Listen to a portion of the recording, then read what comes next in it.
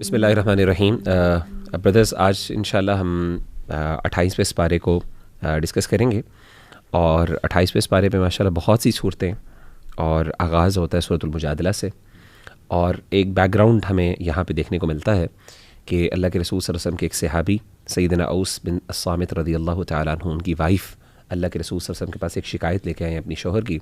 انہوں نے زہار کیا تھا، اور میں یہاں پہ کچھ ہمارے دور جاہلیت کے اندر خواتین کے ساتھ جو ظلم اور زیادتی کی جاتی تھی اس کی مختلف نوعیتیں، ان میں سے ایک نوع کا یہاں پہ ذکر کیا گیا ہے، اور بڑے خوبصورت انداز میں اللہ تعالیٰ نے اس کا صورت کا آغاز کیا ہے.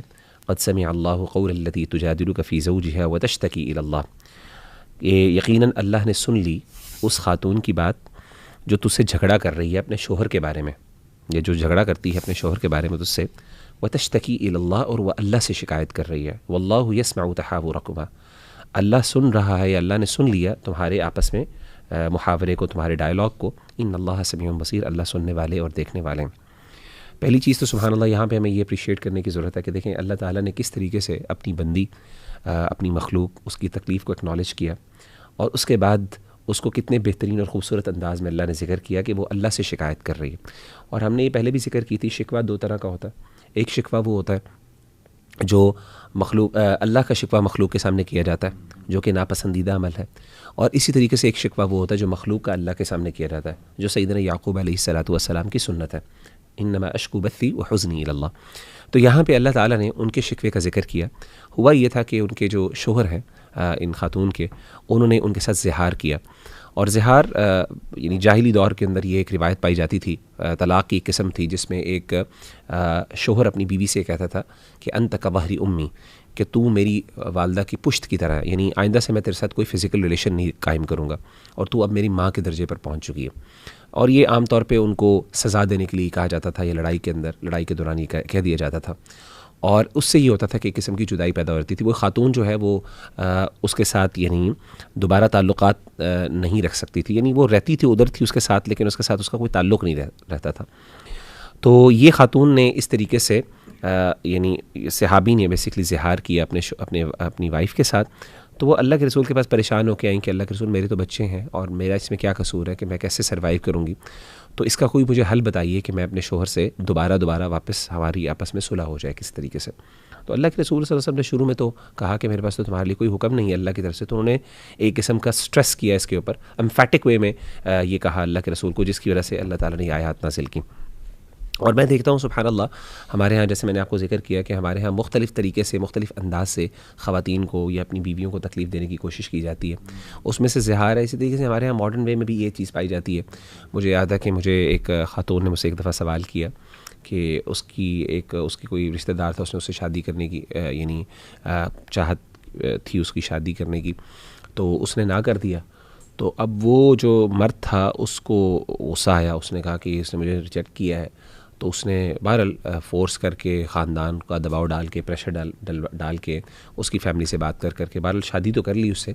لیکن اس نے کہا کہ تو نے مجھے چونکہ ریجیکٹ کیا تھا تو آئندہ سے میں تمہیں ہاتھ نہیں لگاؤں گا کبھی زندگی بھر. تو وہ کوئی بیچاری خاتون ابھی تک وہ کوئی پتہ نہیں کتنے سالوں سے اس کے ساتھ ہے، اور میاں بیوی کا کوئی آپس میں تعلق نہیں ہے. اور وہ خاندانی معاملات ایسے کچھ لوگوں کے ہمارے یہاں انفارچونیٹلی ہوتے ہیں کہ جی میں طلاق بھی نہیں لے سکتی. اس کی وجہ یہ کہ والدہ کہتی ہے بھائی طلاق نہیں لینا، ہماری ناک کٹ جائے گی، ٹھیک ہے نا، اور میں مجبور ہوں اس کے ساتھ رہنے پر. اور یہ اس طرح کی مشکلات سبحان اللہ سامنے. تو اللہ تعالیٰ نے سورۃ البقرہ کے اندر جو طلاق اور نکاح کی جو احکامات ذکر کیے ہیں اس میں بڑے خوبصورت انداز میں کہا کہ الطلاق مرتان فامساک بمعروف او تسریح باحسان.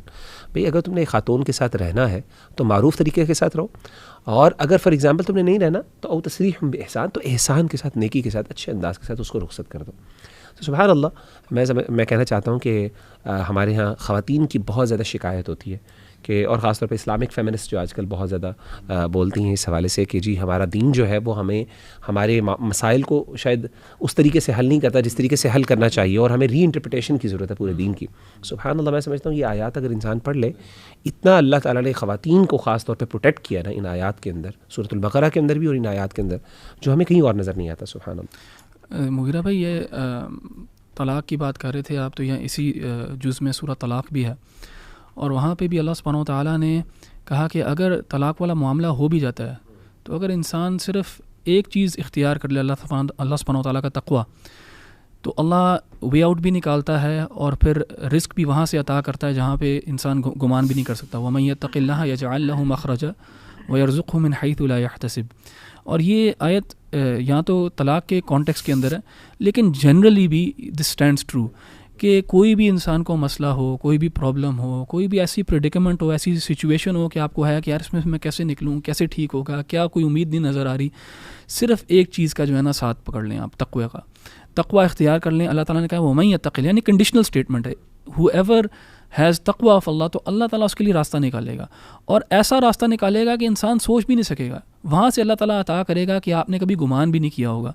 تو ہمیشہ انسان کو چاہیے, مجھے یاد ہے کہ میری اپنی زندگی میں 2014 میں سورٹ آف اس قسم کی پریڈیکمنٹ میں تھا اور مجھے نہیں پتا تھا میں کیا کروں گا, آگے کیا ہوگا کیا نہیں ہوگا, اور میرے ذہن میں صرف یہی آیت جو ہے نا وَمَن يَتَّقِ اللَّهَ يَجْعَل لَّهُ مَخْرَجًا وَيَرْزُقْهُ مِنْ حَيْثُ لَا يَحْتَسِبُ, یہ میرے ذہن میں نا یہ چلتی رہتی تھی. یہ یعنی آیت, یہ 2 آیات ہیں, ہاں جی, مطلب تو میرے نا ذہن میں یہ اللہ تعالیٰ کی یہ اسٹیٹمنٹ جو ہے میرے ذہن میں چلتی رہتی ہے. اور مجھے پتا تھا کہ ہمیں تو نے صرف ایک کام کرنا ہے, تو اللہ تعالیٰ کا تقوی اختیار کر, اللہ تعالیٰ پہ رلائے کر, راستہ اللہ نکالے گا. اور یقین کریں مغیرہ بھائی 6 to 8 months کے اندر اللہ تعالیٰ نے ایسا راستہ نکالا کہ میں واقعی میں گمان نہیں کر سکتا تھا اس کا. دوسری بات یہ اگر طلاق نہیں ہوتی اور ہسبینڈ اینڈ وائف جو ہیں وہ ایک ایسے ریلیشن شپ کے اندر ہیں جو کہ آپ سمجھیں ایک برا ریلیشن شپ ہے یا ایک اچھا ریلیشن شپ نہیں ہے, یا جہاں پہ ہسبینڈ بہت اچھا ہے اور وائف بہت بری ہے, یا وائف بہت اچھی ہے اور ہسبینڈ بہت برا ہے, اس کی بھی مثال اللہ سبحانہ وتعالیٰ نے اس جز میں دی ہے. اللہ سبحانہ وتعالیٰ کہتے ہیں ضرب اللہ مثلا للذین کفروا امرأۃ نوح وامرأۃ لوط. اللہ تعالیٰ مثال دیتے ہیں 2 کافر عورتوں کی جو کہ نوح علیہ السلام کی بیوی تھیں اور لوط علیہ السلام کی بیوی. اور اللہ تعالیٰ نے یہاں پہ کہا کہ وہ تحت عبدین من عبادنا, کہ وہ ہمارے 2 بندوں کے ساتھ تھیں. they were under our 2 slaves, یعنی لوط علیہ السلام اور نوح علیہ السلام, لیکن ان کو اس سے کوئی فائدہ نہیں ہوا اور باقاعدہ اللہ تعالیٰ نے کہا پھر وہ اللہ تعالیٰ کی سزا ان کو ہوگی اور جہنم میں جائیں گی وہ, یعنی یہ دونوں عورتیں. اس سے ہمیں بڑے لیسنز ملتے ہیں. ایک تو نمبر 1 یہ کہ آپ کے اسپاؤس کی ریلیجیوسٹی جو ہے نا وہ الگ ہے اور آپ کی الگ ہے. یعنی اکثر ایسا ہوتا ہے کہ ہسبینڈ بہت نیک ہوتا ہے, جیسے اس مثال کے اندر, تو خواتین جو ہیں وہ اپنی دینداری کے اندر بہت ریلیکس ہوتی ہیں اور کوئی محنت زیادہ نہیں کرتی ہیں, اور وہ سمجھتی ہیں کہ وہ بھی یعنی کیونکہ ہسبینڈ جو ہے وہ زکوٰۃ دے رہا ہے, صدقہ کر رہا ہے, نیکیاں وغیرہ, نماز پڑھ رہا ہے وغیرہ سب کچھ, تو ان کے کھاتے میں بھی یہ سب کچھ پورا ہو جائے گا, یا وہ کمپلیسنٹ ہو جاتی ہیں اپنے ریلیشن شپ کے اندر. دیکھیں اللہ سبحانہ وتعالیٰ جب اٹھائے گا ہر کسی کو انڈیویجولی جج کرے گا. اور اسی طرح اللہ تعالیٰ نے دوسری مثال بھی یہاں دی نیکسٹ آیت میں وَضَرَبَ اللَّهُ مَثَلًا لِّلَّذِينَ آمَنُوا امْرَأَتَ فِرْعَوْنَ إِذْ قَالَ رَبِّ ابْنِ لِي عِندَكَ بَيْتًا فِي الْجَنَّةِ. یعنی اللہ تعالیٰ نے مثال کس کی دی, امرأۃ فرعون, یعنی فرعون کی بیوی کی, کہ یعنی وہ کتنی مشکل سچویشن کے اندر تھی, کتنی مشکل پریڈیکمنٹ میں تھی وہاں پہ, لیکن پھر بھی اس نے اللہ سبحانہ وتعالیٰ پہ ایمان لے کے آئی. وہ اللہ سے دعا کی کہ مجھے فرعون سے بچا اور ظالم قوم سے بچا. یعنی اللہ تعالیٰ نے اس کو اتنا پسند کیا کہ اللہ تعالیٰ نے اس کا تذکرہ قرآن میں کیا. اور اسی طرح اس کے بعد اگلی آیت جو ہے وہ مریم علیہ السلام کے بارے میں, جو کہ شادی شدہ نہیں تھی. سو یہاں پہ عورت کے لحاظ سے ایک عورت جو ہے وہ ایک اچھے اسپاؤس کے ساتھ, ایک عورت جو ہے ایک برے اسپاؤس کے ساتھ, اور ایک عورت جس کا کوئی اسپاؤس نہیں ہے.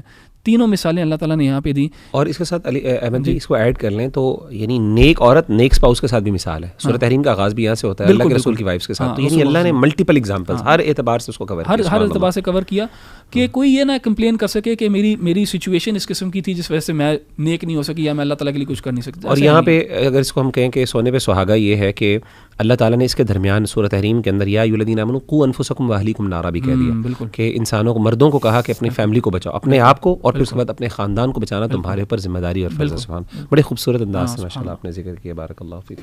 جزاک اللہ خیر احمد بھائی. چونکہ فیملی ایشوز کی بات ہو رہی ہے, موئرہ آئی ٹوٹلی ایگری کہ دونوں سائڈ پہ غلطی ہوتی ہے, لیکن ایسی ہمیں سٹوریز سننے کو ملتی ہیں کہ یعنی صفاقی پہ اتر آیا مرد, اور جس طرح سے وہ مینٹلی ٹارچر کر رہا ہے اور ہر انداز سے کوشش کر رہا ہے ٹارچر کرنے کی. یعنی سمجھ نہیں آتی کہ اتنی عقل ہمیں کیوں نہیں ہے کہ الٹیمیٹلی ہمارا ہی ریلیشن ہارم ہوگا, بچوں تک وہ افیکٹس آئیں گے. تو ثابت ہی ہوا کہ واقعی یار شیطان بڑا انوالوڈ ہے اس طرح کے ریلیشنس میں. بلکہ اکثر نا آپ بات کریں نا دونوں سے, میاں بیوی سے, تو دونوں ریزنیبل لوگ ہیں, لیکن سم ہاؤ مطلب وہ when they come into a bond اور میرج میں رہتے ہوئے تو سبحان اللہ ثابت ہوا واقعی شیطان بڑا انوالوڈ ہے اور بڑا خیال ہمیں اس چیز کا کرنا چاہیے. اچھا میں ایک احمد بھائی کی بات پہ ایک تھوڑا سا ایڈ کروں گا before you go to your point, because وہ تھوڑا سا اس سے ریلیونٹ ہے. احمد بھائی جو آپ نے بات کی نا بڑی امپورٹنٹ بات ہے کہ اسپاؤس کی ریلیجیوسٹی از سیپریٹ تھنگ اور آپ کی ریلیجیوسٹی سیپریٹ تھنگ ہے. اچھا یہ بہت امپورٹنٹ پوائنٹ ہے خاص طور پہ اس وقت ریئلائز کرنے کے لیے جب انسان اسپاؤس کو چوز کر رہا ہے. آپ کو پتہ ہے کہ ہمارے یہاں بہت کامن یہ بات ہے دیکھی جاتی ہے کہ جی خاتون ریلیجس ہے اور اسے کہا جاتا ہے کوئی بات نہیں, یہ مرد جو ہے نا اتنا پریکٹسنگ نہیں ہے, نماز نہیں پڑھتا, تم اسے شادی کر لو, دیکھو تمہاری وجہ سے وہ نیک ہو جائے گا. ٹھیک ہے نا, یہ آپ نے ذمہ داری کا پلندہ اس کے سر پہ ڈال دیا. آن دا کنٹری اسی طریقے سے ہم یہ دیکھتے ہیں کہ کوئی بات نہیں وہ پردہ نہیں کرتی, ابھی نہیں کرتی, لیکن وہ تمہارے ساتھ رہے گی نا تو وہ نیک ہو جائے گی, وہ بات مان لے گی تمہاری. تو اگین ایٹ دیٹ ٹائم علماء بہت کلیئرلی یہ باتیں کرتے ہیں کہ آپ کو اس وقت اس طرح کی بنیادوں پہ فیصلہ کرنا ہے ٹھیک نہیں ہے. نہیں آپ کے ہاتھ میں دل نہیں ہے, آپ کو کیا پتہ کہ کیا ہونے والا ہے, سبحان اللہ. تو اگین ریلیجیوسٹی کو آپ نے انڈیپینڈنٹلی ان دونوں چیزوں کو الگ سے اسیس کرنا ہے. جی سر. تو سورہ تحریم کی جو ورس مغیرہ آپ نے بتائی نا سبحان اللہ, I think this verse should be the vision behind marriage, yes, for doing for a family obviously. اور میرا ایک لیکچر بھی جو ونڈز آف چینج میں ہوا تھا اپنا یہ میرا فیملی میں کردار, اس میں میں نے یہی آیت سامنے رکھی تھی کہ دیکھیں ساری چیزیں بھول جائیں, سب سے پہلے اس ویژن کو سامنے رکھیں کہ میرا گول ایز اے قوام وہ یہ ہے کہ میں نے خود اپنے آپ کو اپنے فیملی والوں کو اس آگ سے, جہنم کی آگ سے بچانا ہے, اور ہسبینڈ وائف بلکہ دونوں بیٹھ کے ویژن سیٹ کریں. چونکہ احمد بھائی آپ نے بھی بات کی فیملی ایشوز کی, تو سورہ تغابن کی آیت نمبر 14 میں سامنے رکھوں گا. یہ بھی ریمائنڈر بڑا ضروری ہے ہمارے لیے. یا ایھا الذین آمنوا ان من ازواجکم واولادکم عدو لکم فاحذروہم وان تعفوا وتصفحوا وتغفروا فإن اللہ غفور رحیم. او یو ہیو بلیوڈ آیت نمبر 14 ہے. Indeed, among your wives and your children are enemies to you, so beware of them. But if you pardon and overlook and forgive, then indeed Allah is forgiving and merciful. اچھا احمد بھائی basically ظاہر ہے کہ صحابہ جب مسلمان ہوئے تو ان کے گھر والے نہیں ہوئے ہوں گے, جی کچھ بھی ظاہر ہے, اور سازشیں بھی کرتے ہوں گے, اس طرح ان کو روکتے بھی ہوں گے اللہ کے دین سے, ہجرت کرنے سے وغیرہ وغیرہ. تو انڈرسٹینڈیبل یہ آیا بڑی سخت ہے, بٹ اللہ تعالیٰ نے ڈائریکٹ بات کی ہے کہ اصل میں الولاء والبراء کا جو کانسیپٹ ہے نا احمد بھائی یہ بڑا مشکل ہے ہضم کرنا, لیکن آئی تھنک کہ یہی خالص توحید تو ہے ہی کہ love and hated for the sake of Allah بس. اور یہاں پہ دیکھیں سبحان اللہ میں نے آیا کوڈ اس لیے کی ہے کہ اللہ نے پہلے کہا کہ وہ تمہارے دشمن بھی ہو سکتے ہیں, تمہارے بیویوں میں سے, تمہارے بچوں میں سے, ایون تمہارے ہسبینڈ میں سے, لیکن if you pardon and overlook and forgive then indeed Allah, یعنی یہاں پہ ان لوگوں کو کہا جا رہا ہے جن کو بہت تکالیف فیس کرنی پڑی ہوں گی اپنی فیملی والوں سے, ان کو بھی حکم دیا جا رہا ہے کہ تم اگر معاف کر دو گے, درگزر کر دو گی تو اللہ بھی تمہیں معاف کرے گا. تو دیکھیں یہ اس کنڈیشن میں اگر ہے تو واٹ اباؤٹ یہ جو روز مرہ کے معاملات ہیں, چھوٹے چھوٹے ایشوز ہیں, جو لڑائی جھگڑے ہیں, ان کو بڑا ایشو بنانا, دل میں بات رکھ لینا, معاف ہی نہ کرنا, ٹھیک ہے نا, اور ٹارچر کرنا ایک دوسرے کو, اور 3 دن ناراض رہنا سبحان اللہ ایک دوسرے سے, تو کتنا ہارم کرتے ہیں اپنے ریلیشن کو. اور میں سمجھتا ہوں ایموشنل انٹیلیجنس کی بڑی کمی میرے نزدیک سب سے بڑا اسکل جو ہے نا اس وقت مسلمانوں کو سیکھنے کی جس کی ضرورت ہے ایموشنل انٹیلیجنس ہے, جو کہ ایکچوئل میں آداب ہے, اخلاقیات ہے. اس کا ماڈرن نیم آپ ایموشنل انٹیلیجنس کہہ لیں, لیکن آپ رسول اللہ صلی اللہ علیہ وسلم کا طریقہ دیکھیں, کنفلکٹ ریزولوشن کا, کرائسس مینجمنٹ کا, ان ساری چیزوں کا, تو آپ رسول اللہ صلی اللہ علیہ وسلم کی لائف سے جو ہے وہ لرن کریں. تو میری طرف سے پہلی جو ہے وہ ریفلیکشن اس والے سے کہ فورگیو انشاءاللہ, ایک دوسرے کے لیے ایز کریٹ کریں, تو باقی اللہ تعالیٰ جو ہے معاملات درست کریں سب کو. اللہ کے رسول صلی اللہ علیہ وآلہ وسلم کے پیارے صحابی سیدنا ابو طلحہ الانصاری رضی اللہ تعالیٰ عنہ کے پاس ایک بہت خوبصورت باغ تھا جس کے اندر ایک کنواں جس کا نام بئر روحا تھا. وہ آپ کو بہت پسند تھا کیونکہ اللہ کے رسول صلی اللہ علیہ وسلم اس باغ میں آیا کرتے اور اس کنویں سے پانی پیا کرتے تھے. سورہ آل عمران کی آیت 92 جب اللہ تعالیٰ نے نازل کی, لن تنالوا البر حتى تنفقوا مما تحبون, کہ تم کبھی بھی نیکی کے اس سٹینڈرڈ کو پہنچ نہیں سکتے جو اللہ کو تم سے تقاضا ہے, جو اللہ تم سے تقاضا کرتے ہیں, جب تک کہ تم اللہ کی راہ میں وہ خرچ نہ کر دو جو تمہیں سب سے زیادہ پسندیدہ ہے. سیدنا ابو طلحہ الانصاری رضی اللہ عنہ اللہ کے رسول صلی اللہ علیہ وسلم کے پاس گئے اور کہا کہ اے اللہ کے رسول, آپ کو اس بات کا پتہ ہے مجھے اپنے مال میں سب سے زیادہ پسندیدہ بے روحا ہے. اللہ کے رسول, میں اس کو اس آیت کی وجہ سے اللہ کی راہ میں صدقہ دیتا ہوں۔ اللہ کے رسول صلی اللہ علیہ وسلم نے جب ابو طلحہ الانصاری کے اس جذبے کو دیکھا تو بڑے خوشی سے کہا کہ یا ابا طلحہ فذلک مال رابح، یہ تو تم نے بہت ایک پروفیٹیبل ڈیل کی ہے اللہ تعالیٰ کے ساتھ۔ میرے بھائیوں اور میری بہنوں، میں اپنے آپ سے اور آپ سے ایک سوال کرتا ہوں، مجھے یہ بتائیے کیا اگر آپ کو اس طرح کی کوئی پروفیٹیبل ڈیل ملے تو کیا آپ اس کو لینا پسند کریں گے؟ اگر ہاں تو آئیے میرے پاس ایک آپ کے لیے ایک پروفیٹیبل ڈیل ہے۔ رمضان المبارک کہ جس میں آپ کو پتہ ہے کہ اللہ تعالیٰ ہر نیکی کا ریوارڈ ملٹیپلائی کر دیتے ہیں، اس رمضان میں میری طرف سے آپ کے لیے پروفیٹیبل ڈیل یہ ہے کہ آپ اپنا پسندیدہ مال اللہ کی راہ میں خرچ کریں اور یوتھ کلب کو سپورٹ کریں۔ جیسا کہ آپ کو پتہ ہے کہ یوتھ کلب الحمدللہ اپنے کانٹینٹ کے تھرو آن لائن ملینز کو ریچ کر رہا ہے، اور اسی طریقے سے ہم یونیورسٹیز کے اندر جاتے ہیں، ٹاکس دیتے ہیں، کاؤنسلنگ سیشنز لیتے ہیں، اور اس کے ساتھ ساتھ اپنی ورک شاپس کے تھرو اللہ کا دین یوتھ تک پہنچاتے ہیں اور ان کی پرابلمس کی ان کو سولوشنز پرووائڈ کرتے ہیں۔ اس کار خیر کو کنٹینیو کرنے کے لیے ہمیں آپ کے سپورٹ کی ضرورت ہے۔ تو دس از مائی پروفیٹیبل ڈیل فار یو۔ رمضان کے اندر خاص طور پہ آئیے اپنی کنٹریبیوشنز کے ساتھ ہمیں سپورٹ کیجیے۔ السلام علیکم ورحمۃ اللہ وبرکاتہ۔ جزاکم اللہ خیر علی بھائی۔ سورۃ الحشر اگلی صورت ہے، اور اس میں جو موسٹ پرومیننٹ آیات خاص طور پہ جو میں ذکر کرنا چاہ رہا ہوں وہ اللہ تعالیٰ کا تعارف ہے، جو اللہ تعالیٰ نے بالکل آخری 3 یا 4 آیات میں اللہ تعالیٰ نے اپنا تعارف ذکر کیا، اور اس سے پہلے اللہ تعالیٰ نے قرآن مجید کی ہیبت کا ذکر کیا۔ لو انزلنا هذا القرآن على جبل لرأيته خاشعا متصدعا من خشية الله، کہ ہم اگر اس قرآن مجید کو ایک پہاڑ پر نازل کر دیتے تو اے نبی صلی اللہ علیہ وسلم آپ دیکھتے کہ کس طریقے سے وہ اللہ کی خشیت سے رضا رضا ہو جاتا۔ اور اللہ کہتے ہیں یہ کچھ مثالیں ہیں جو ہم بیان کرتے ہیں لوگوں کے لیے تاکہ وہ غور و فکر کریں۔ تو یہاں پہ ایک غور و فکر کرنے کا مومنٹ ہے کہ ہم اپنے آپ سے پوچھیں کہ قرآن مجید اگر پہاڑ پہ ہی اثر کرتا ہے تو میرے دل پہ کتنا اثر کرتا ہے؟ کیا واقعی میرے دل کو بھی ہلا سکتا ہے کہ نہیں اٹھا؟ کہیں ایسا تو نہیں کہ میرا دل جو ہے وہ پہاڑوں سے زیادہ سخت ہے، اللہ معاف کرے۔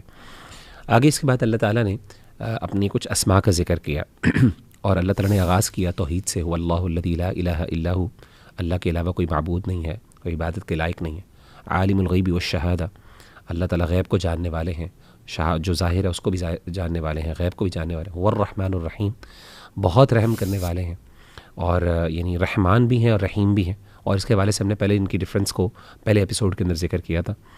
آگے جو اللہ تعالیٰ نے اپنی جو صفات کا کمبینیشن ذکر کیا، سبحان اللہ، وہ نا میں نے بڑا دیکھ رہا تھا، میں غور کر رہا تھا، ایک پیٹرن ہمیں نظر آ رہا ہے، and they relevant to each other, they related to each other as well. جیسے مثال کے طور پہ اللہ تعالیٰ کی آیت میں فرماتے ہیں واللہ الذی لا الہ الا هو، اللہ کے سوا کوئی معبود نہیں، الملک، جو بادشاہ ہے۔ اب بادشاہ جو ہے he is expected to be an embodiment of perfection naturally, یعنی ہم کہتے ہیں بادشاہ اچھا اس کے پاس ہر چیز ہے، وہ وی ایکسپیکٹ، اور جیسے ہمارے ہاں پرسونیفیکیشن اس کی جاتی ہے، ہی ہیز ایوری تھنگ۔ تو اللہ تعالیٰ یہاں پہ الملک کے بعد القدوس کہتے ہیں۔ القدوس کا مطلب ہے کہ ہر عیب سے پاک، ہی ہیز ایوری تھنگ۔ پھر اس کے بعد بادشاہت کے ساتھ خاص طور پہ ایک چیز جو بہت امپورٹنٹ ہے جڑا ہونا، وہ ہے امن اور سلامتی۔ وہ بہت امپورٹنٹ ہے، کیونکہ عام طور پہ بادشاہ چونکہ پاور انسان کے پاس آتی ہے وہ انسان کو کرپٹ کرتی ہے۔ اللہ کہتے ہیں السلام المؤمن، اللہ سلام، یعنی سبحان اللہ، یعنی سیکورٹی دینے والا، امن دینے والا۔ اچھا، اس کے ساتھ ساتھ بادشاہت کے ساتھ ایک بہت امپورٹنٹ چیز جڑی ہوئی ہے، نگہبانی، the one who can supervise, the one who can control everything۔ تو اصل المؤمن کے بعد اللہ نے المہیمن کا ذکر کیا۔ پھر اچھا، وہ بادشاہ ایسا ہونا چاہیے جو صرف نگہبان نہ ہو بلکہ اس کا سلطہ بھی ہو، کنٹرول بھی ہو، العزیز، غالب۔ اور پھر وہ صرف سلطان نہ ہو بلکہ وہ انفورس بھی کر سکتا ہو اپنی ول کو جیسے چاہے، تو الجبار، اللہ نے اپنا جبار۔ اور اس کے بعد جب اللہ تعالیٰ جبار ہے تو یہ جبار پھر نیسیسیٹیٹ کرتا ہے ایک پرائیڈ کو، اور وہ اللہ المتکبر بھی ہے، یعنی یہ چیز اللہ کو بڑا بناتی ہے۔ یہ ساری کوالٹیز مل کے اللہ کی بادشاہت کو 2 چاند لگاتی ہیں، کمپلیمنٹ کرتی ہے، سبحان اللہ۔ تو اس کے بعد اللہ تعالیٰ نے کہا سبحان اللہ، اللہ تعالیٰ پاک ہے، عما یشرکون، ہر اس چیز سے جس سے وہ شرک کرتے ہیں۔ میں شیخ ابن تیمیہ رحمہ اللہ تعالیٰ عنہ کا ایک جگہ پہ کال پڑھ رہا تھا، غالباً ان کی تفسیر، ان کی کسی جگہ پہ میں نے تفسیر میں پڑھا ہے کہاں پہ، تو فرماتے ہیں کہ جہاں پہ بھی اللہ تعالیٰ نے تسبیح کا ذکر کیا نا، یہ وہاں پہ ذکر کیا جہاں پہ عیب سے، یعنی جہاں پہ یعنی کوئی عیب کی تنقیص ہے یا کوئی تنقیص کی بات ہو رہی ہے آس پاس کانٹیکس کے اندر کوئی نقص کوئی عیب کا ذکر ہے تو وہاں پہ سبحان اللہ کہا جاتا ہے. یعنی کوئی ایسی بات جس سے جو اللہ تعالیٰ کے حوالے سے لائق نہیں ہے اس وقت سبحان اللہ کہنا چاہیے ہمیں. اور اسی طریقے سے جہاں پہ اللہ تعالیٰ کی بڑھائی بیان کرنی ہو, جہاں پہ اللہ تعالیٰ کی کوئی عظمت کا ذکر ہو تو وہاں پہ تکبیر کے کلمات ہیں, اللہ اکبر. پھر آگے اللہ کہتے ہیں واللہ الخالق, جیسے میں نے کہا یہاں پہ کمبینیشن ہے تو آگے بھی کمبینیشن ہمیں دیکھنے میں, واللہ الخالق, اللہ خالق ہے. تو الخالق کیسے ہے؟ الباری, ٹھیک ہے نا, خلقت اور باری ہونا, ٹھیک ہے نا, پیدائش کرنے والا. اور اس کے بعد سے یہ باری سے مراد یہ جس کی کوئی مثال نہیں تھی, کوئی مثال نہیں, ٹھیک ہے نا, الباری. اس کے بعد وہ پیدائش کیا ہے؟ وہ بہترین پیدائش ہے, وہ آرٹسٹک ایک پیدائش, یعنی ایسا نہیں کہ بس پیدائش کر دی. المصور, وہ بڑی خوبصورت انداز میں اس کی تصویر گری بھی کی اللہ تعالیٰ نے. لہ الاسماء الحسنی, اللہ کہتے ہیں اللہ کے بہت خوبصورت نام ہے. یسبح لہ ما فی السماوات والارض. اب اتنی کوالٹیز بیان کرنے کے بعد اب اللہ کہتے ہیں دیکھو کہ اللہ کی شان ایسی ہے کہ آسمان و زمین کی ہر مخلوق اللہ تعالیٰ کی تسبیح بیان کرتی ہے, یعنی ہی ڈیزروز دیٹ. یعنی یہ نہیں کہ ہم فورسڈ, یعنی اللہ کی سبحان اللہ ہیبت اور اللہ کا کمال اتنا زیادہ ہے کہ یعنی we are bound to do that. یہ نہیں کہ ہم مجبور ہیں, کہ ہمیں مجبور کیا گیا, ہم پر فورس کیا گیا کہ آپ نے تسبیح بیان کرنی. وہ العزیز الحکیم, وہ بہت غالب اور حکمت والا ہے. تو بہرحال یہ کچھ تھوڑی سی میں نے اس میں پیٹرن تلاش کیا اور میں نے ان پر ریفلیکشن, ویسے بہت کچھ کہا جا سکتا ہے, میں چاہتا ہوں آپ بھی بھائی اگر کچھ اس میں ایڈ کر سکیں تو ضرور کیجیے. بلکہ مغیرہ بھائی ہمیں نا یہ اللہ سبحانہ و تعالیٰ کے نام جو ہیں ان کو یاد کرنا چاہیے اور اپنی دعاؤں میں ان کو شامل کرنا چاہیے. ان ناموں کو یاد کر کے ان کے میننگز کو, اور اللہ تعالیٰ کی پہچان انہی میں ہے. یعنی اگر کوئی معرفت اللہ یعنی اللہ تعالیٰ کو پہچاننا چاہتا ہے تو ان ناموں پہ غور کرے, ان کے میننگز کو سمجھے, ان کے اندر ڈفرینسز ان کو سمجھے, اور پھر اسی اپروپریٹ نیم سے اللہ تعالیٰ کو پکارے, یا رحمان یا غفار, اس طرح کر کے. اگر آپ نے اللہ تعالیٰ کی مغفرت طلب کرنی ہے, یا رزاق اگر رزق کا کوئی معاملہ ہے, تو اس قسم کا اس کو اسٹڈی کرنا بڑا ضروری ہے. اینڈ اللہ سبحانہ و تعالیٰ کا ذکر جو ہے وہی زندگی کا مقصد ہے. اور ذکر اللہ سبحانہ و تعالیٰ کا جو ہے وہ اتنا آسان عمل ہے. اگر تو ہم صرف سبحان اللہ, الحمدللہ, اللہ اکبر یہ اذکار کو لے لیں تو بڑا آسان عمل ہے. اور مغیرہ بھائی اصل بات جو ہے نا وہ دل کا معاملہ ہے. اس دنیا میں بھی نا اصل دل ہے. آج کل آپ دیکھیں سوشل میڈیا کے اوپر یہ نیٹ فلکس ہے, فیس بک, انسٹاگرام, ٹویٹر, یہ سارے سوشل میڈیا پلیٹ فارمز جو ہے نا یہ کس چیز کے لیے کمپیٹ کر رہے ہیں؟ وہ اس کو کہتے ہیں آپ کی اٹینشن کے لیے. یہ سب آپ کی اٹینشن چاہتے ہیں. یہ چاہتے ہیں کہ آپ کی اٹینشن جو ہے نا ان کے اوپر ہو. نیٹ فلکس چاہتا ہے کہ آپ زیادہ تر جو ہے اپنی اٹینشن ادھر دیں. فیس بک چاہتا ہے کہ زیادہ تر آپ اسکرولنگ پہ اٹینشن دیں. یوٹیوب چاہتا ہے کہ آپ یہ شارٹس وغیرہ, ریلز وغیرہ سارا وقت دیکھتے رہیں. اٹینشن اکانومی بھی اس کو کہا جاتا ہے. ایک لحاظ سے دیکھا جائے, ہم اس کو اٹینشن کے علاوہ ہم دل کے معاملے میں بات کریں تو دل یہ چاہتے ہیں کہ آپ کا دل جو ہے ان کی طرف ہو. یہ چاہتے ہیں کہ آپ کا دل ان کی طرف ہو. اور اللہ کیا چاہتا ہے؟ اللہ چاہتا ہے کہ آپ کا دل جڑا ہو اللہ تعالیٰ سے. اللہ تعالیٰ چاہتا ہے کہ آپ کا دل اللہ کے ساتھ جڑا ہو, اور اس کا سب سے ایزی میکینزم جو ہے وہ ہے اللہ تعالیٰ کا ذکر. اچھا احمد بھائی, یہاں پہ ایک سوال پیدا ہوتا ہے کہ are they both mutually exclusive? یہ سوال کرتے ہیں یوتھ اس میں میں آ گیا ہوں کہ کیا یہ دونوں کیسے ہم پریکٹیکلی کیسے اس کو دیکھ سکتے ہیں. تو اللہ تعالیٰ کہتا ہے کہ دل جو ہے اس کا رخ اللہ تعالیٰ کی طرف کرو.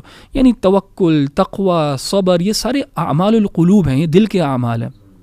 تو ایک اس دنیا میں کشمکش ہے, اور وہ کشمکش یہ ہے کہ دنیا آپ کو کھینچ رہی ہے, سوشل میڈیا, آپ کے دوست, everyone is after your heart. And Allah کہتا ہے نہیں یار, دل تم نے مجھے دینا ہے. اور اصل سکون اور اطمینان جو ہے, جیسے ہم نے پہلے بھی بات کی, دل کا اطمینان جو ہے وہ اللہ تعالیٰ کو دینے میں ہی ہے. اللہ تعالیٰ کو انسان دے گا نا دل, تب اطمینان ہے. اور اللہ تعالیٰ نے اس کا میکینزم جو ہے وہ ذکر بنایا. اب ذکر اللہ جو ہے وہ بڑا ایک اس میں وسیع معنی ہے. یعنی اس میں نماز بھی آ جاتی ہے, قرآن کی تلاوت بھی آ جاتی ہے, اذکار جو ہیں صبح شام کے وہ بھی آ جاتے ہیں. تو انسان کا ایک تعلق ہونا چاہیے اس کے ساتھ. یعنی آپ کی زندگی میں ایک فکسڈ پورشن ہونا چاہیے اللہ تعالیٰ کے ذکر کا. 5 وقت نماز تو ہے ہی, لیکن اس کے علاوہ بھی. اور اسی بات کو اللہ تعالیٰ نے یہاں پہ سورۃ الجمعہ میں ذکر کیا ہے کہ یا ایھا الذین آمنوا اذا نودی للصلاۃ من یوم الجمعہ فاسعوا الی ذکر اللہ, کہ جمعے والے دن اگر تمہیں اذان سن لی, تمہارے کانوں پہ آ گئی پکار جو ہے جمعے کی نماز کے لیے, اگر تم نے سن لی ہے تو فاسعوا الی ذکر اللہ, تو پھر دوڑو اللہ تعالیٰ کے ذکر کی طرف. وذروا البیع, اور بائنگ اینڈ سیلنگ چھوڑ دو, اپنا کاروبار چھوڑ دو. علماء اس سے یہ استدلال کرتے ہیں کہ حرام ہے کاروبار جمعے کے وقت. یعنی جمعے کے ٹائم پہ جب آپ نے نماز پڑھنی ہے اس وقت اگر کوئی کاروبار کر رہا ہے، اس وقت کوئی پیسے کما رہا ہے، کوئی جاب پہ بیٹھا ہے تو وہ حرام ہے، یعنی واجب ہے اس کا کہ وہ جاب چھوڑے، بریک لے، جمعہ کی نماز پڑھے جا کے. ذالکم خیر لکم ان کنتم تعلمون، یہ تمہارے لیے بہتر ہے اگر تم جانو. تو یہ اللہ تعالیٰ کس چیز کو بلا رہے ہیں؟ ہمارے دل کو بلا رہے ہیں اپنی طرف کہ دل جو ہے ادھر ہمارے ساتھ لگاؤ، یعنی اللہ سبحانہ وتعالیٰ کو ٹائم دو یہ والا.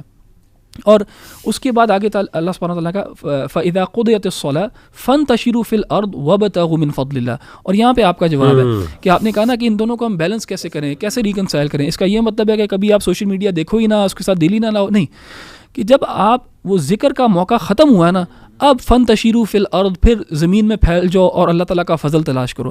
اللہ تعالیٰ کا فضل تلاش کرنے سے مراد یہ ہے کام کاج کرو، حلال کام کرو. اگر سوشل میڈیا وغیرہ بھی دینا، اس میں اچھی کوئی چیز، اچھی کوئی نصیحت اخذ کرو، پروڈکٹیو چیز، اچھی چیز، پاک چیز، صاف چیز، اس کی طرف جاؤ. تو فَانْتَشِرُوا فِي الْأَرْضِ وَابْتَغُوا مِنْ فَضْلِ اللَّهِ وَاذْكُرُوا اللَّهَ كَثِيرًا لَعَلَّكُمْ تُفْلِحُونَ. لیکن تب بھی جب کام کاج میں بھی چلے گئے ہو تب بھی اللہ تعالیٰ کو یاد کرو کثرت کے ساتھ، یعنی وہ تسبیح اذکار جو ہے وہ کر لو.